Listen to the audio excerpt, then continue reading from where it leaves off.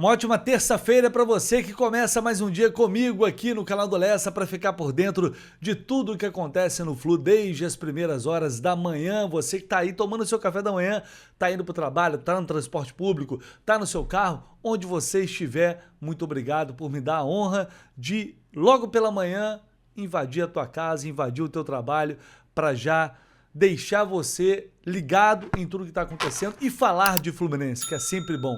Uma semana mais tranquila pela frente, sem jogo agora no meio de semana. Meio de semana é Copa do Brasil. O Fluminense volta a treinar hoje no CT Carlos Sachilli para enfrentar o Atlético Paranaense no próximo domingo lá na Arena da Baixada. O Atlético que infelizmente fechou a 24ª rodada do Brasileirão, vencendo ontem o Botafogo por 3-2. Os caras começaram a meter gol, poucos minutos já no começo, 2-0, parecia que ia ser uma goleada e depois o jogo acabou 3-2, um empatezinho já ajudaria demais, mas não deu. O Atlético segue muito consistente com o Odair Hellmann, é impressionante o trabalho que o Odair faz mais uma vez no Campeonato Brasileiro, agora com o Atlético, um time que nem de longe era cotado para figurar entre os 3 primeiros colocados a essa altura do Campeonato Brasileiro, mas é o que está acontecendo.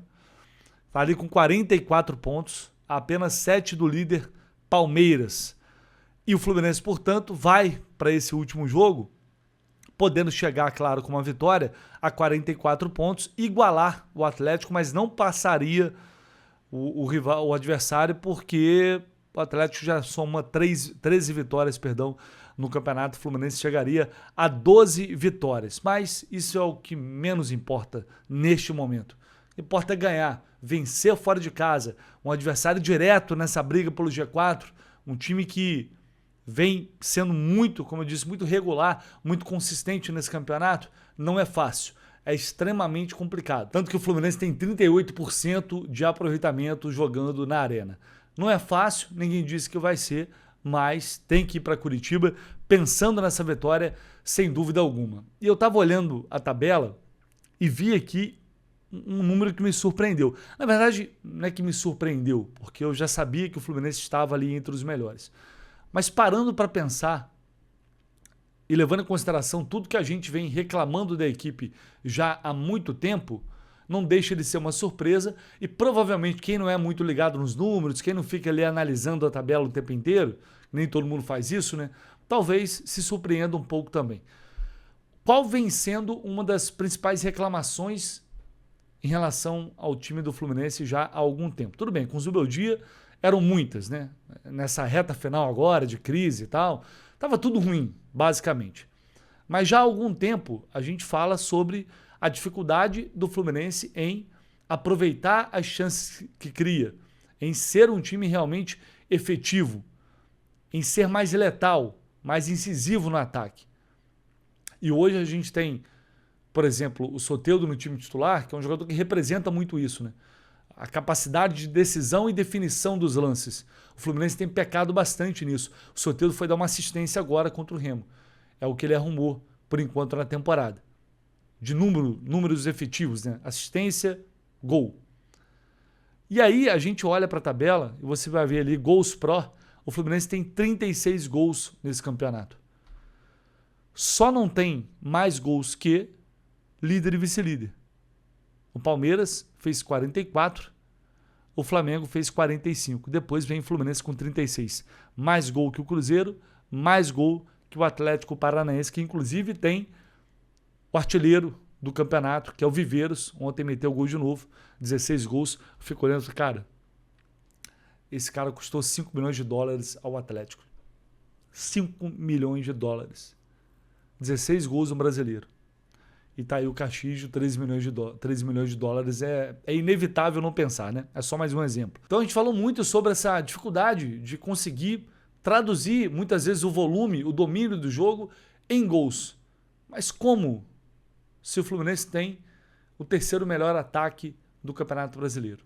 Bom, para mim, duas coisas. Primeiro, esse número é bastante dividido entre o elenco. No próximo vídeo, Eu vou trazer isso aqui porque é até uma pauta interessante. Os gols muito divididos, né? Tendo o John Kennedy como artilheiro da temporada e artilheiro do Fluminense no Brasileiro. Agora, infelizmente, ele se lesionou com 9 gols, senão certamente faria outros. E também, para mim, mostra o seguinte: essa sequência de empates absurda que o Fluminense foi acumulando com o Zubeldia, se a gente tivesse 4 pontos a mais, estaria falando agora de 45 pontos, o Fluminense na terceira posição, com o mesmo número de pontos, de jogos, perdão, do Palmeiras, líder com 51. Seria inevitável a gente não falar em título, caso eles derrapassem, que não é fácil, todo mundo sabe, né? É improvável, né? Vamos dizer que é improvável. E eu estou sendo modesto aqui, estou falando 4 pontos a mais. Não é muita coisa. 4 pontos. Isso mostra que se o Fluminense tivesse aproveitado muitas e muitas das oportunidades que criou e das chances que teve para vencer algumas dessas partidas que empatou, o Fluminense estaria ainda mais alto na tabela, estaria num lugar ainda melhor na tabela de classificação. Porque, é claro, um time que é quarto colocado, que vem tendo uma campanha regular no campeonato, não vai ter uma campanha dessa fazendo 20 gols, né? 22 gols. Não. É natural e esperado que tenha um bom número de gols. Então, se tivesse um aproveitamento melhor, eu acho que é isso que separa a gente hoje de estar mais próximo da liderança. Porque na análise dos jogos, você não leva muito em consideração, porque está entre os melhores ataques, né? Você analisa as chances que foram desperdiçadas naquela partida, naquele confronto. A oportunidade da vitória que escapou porque o time finalizou 20 vezes, 3 no gol, 4 no gol. Teve jogos no Zubeldia que foi assim. Então isso mostra que...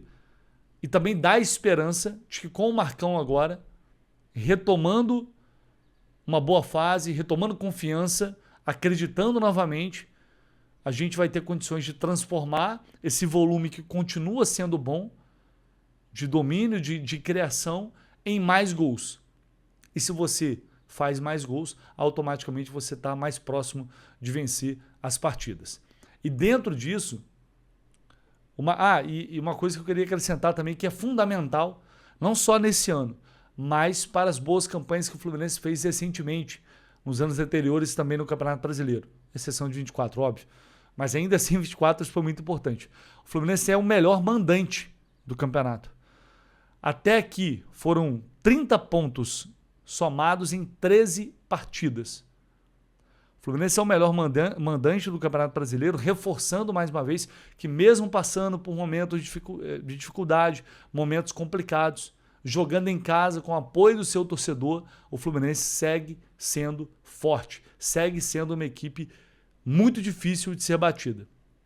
E aí, se a gente pegar um histórico aqui, desde 2021, o Fluminense chegou a 71 vitórias em casa, como mandante no Maracanã. Esse número coloca o Fluminense empatado com o Palmeiras na liderança do ranking nesta década. O Flamengo vem logo atrás com 69 vitórias. Então isso reforça muito como o Fluminense se tornou uma equipe extremamente forte sob os seus domínios, jogando em casa diante do seu torcedor. E mais uma vez, isso vai fazer muita diferença. Agora, para você ganhar um grande título, para você ganhar um Campeonato Brasileiro, você não faz isso só ganhando em casa. Você tem que buscar pontos fora, pontos importantes. De preferência, vencer quem está na parte baixa da tabela, porque esses pontos você não recupera mais, e quem chega no topo lá no final é porque venceu essas partidas, mas também, claro, há a possibilidade de, em jogos grandes, conseguir sobressair, como vai ser agora esse jogo de domingo lá na Arena, conseguir sobressair diante de uma equipe que também é muito forte em casa. É um campeonato brasileiro que, de novo, por esse aspecto, chama a atenção o desempenho do Fluminense. E para ajudar nisso, e aí não é só Campeonato Brasileiro, obviamente também vou falar de Libertadores, o Marcão vai ter uma missão. E se ele tiver êxito nessa missão, isso é uma coisa que pode realmente mudar tudo, porque a gente está falando de jogadores que têm grande capacidade de definição, jogadores que podem ser muito importantes. E nesse contexto de retomada de confiança, de dinâmicas diferentes de jogo, dos jogadores se sentindo novamente à vontade em campo para jogar o seu melhor futebol, a missão que o Marcão tem agora, além de seguir, né, evidentemente vencendo, é recuperar 2 atletas que estavam mortos com o Zubeldia. Lúcio Acosta e Savarino. 2 jogadores que foram, depois de muitos e muitos jogos e atuações ruins, barrados pelo Zubeldia. Corretamente barrados. Mas aí é impossível não pensar agora. Diante da resposta que alguns já deram nessas últimas 3 partidas, será que a mudança de comando também não era o que faltava para esses jogadores recuperarem o seu melhor rendimento? Eu falei sobre o Lúcio recentemente aqui e depois eu tive realmente confirmação disso. De fato, ele está passando por problemas particulares, questões pessoais e verdadeiras que eu não vou tocar aqui, porque também não tem tantos detalhes assim. Enfim, são questões pessoais, alguns problemas que vêm atrapalhando, que vêm mexendo muito com a cabeça dele nos últimos tempos. E é claro que isso afeta. E aí eu jamais vou ficar aqui passando a mão na cabeça do jogador que está de sacanagem, jogador que está indo para a noitada, que não está levando o clube a sério. Mas o caso do Lúcio, todo mundo tem os seus momentos, né? O jogador também é ser humano. E o cara às vezes realmente ainda teve aquela situação de aposta e tal. E mexe com a concentração, mexe com o dia a dia, enfim. É o caso, como eu falei naquela oportunidade, de chamar, conversar e tentar recuperar o cara. É um jogador que tem qualidade, que renovou o contrato agora. E também porque Paulo Henrique Ganso não vai aguentar jogar todos esses jogos, não vai aguentar jogar 90 minutos. A gente precisa muito do Lúcio. É um jogador tecnicamente diferente, que pode entregar muito para a equipe. E a mesma coisa é o Savarino. É um cara que tecnicamente tem uma técnica apurada. É um cara que tem muita inteligência para jogar, muita facilidade de buscar diagonais, de se apresentar no espaço vazio, de dialogar, de tabelar, né, com o centroavante, com o meia. É um cara que tem uma capacidade muito grande de entender esses movimentos, mas também estava muito mal. Então, recuperando esses 2 atletas, o Fluminense ganha muita força para o que vem por aí. É preciso, imagina, é claro que é difícil ter todo mundo jogando bem ao mesmo tempo. É possível, quase todo mundo. Aí você está falando da melhor fase do time. Tem esses momentos. Mas, cara, o Soteldo está ajudando agora, mesmo com muita dificuldade. A gente sabe, é um cara pouco decisivo no geral. Mas imagina se ele tivesse igual ao Savarino, por exemplo. O Serra está se recuperando, voltando a fazer gol. Então você ter esses caras bem, competindo, brigando por espaço, eleva muito o nível da equipe. E aí a gente pode sonhar com coisas mais altas, levando em consideração o sistema defensivo mais arrumado, com a volta do Thiago Silva. Enfim, muda muito a perspectiva em relação a tudo que estava acontecendo no clube. Então, missão aí para Marcão recuperar esses caras que podem ajudar muito a equipe. Não dá para descartar ninguém agora. Pelo contrário, a gente vai precisar da ajuda e principalmente da ajuda desses jogadores que tecnicamente têm condições de fazer muita diferença. É isso, pessoal. Deixe aí seu like, se inscreva aqui no canal, por favor. Sempre lembrando, é importante demais. Deixe seu comentário e ao longo do dia, claro, voltamos com mais informações do Flu por aqui. Tamo junto, valeu.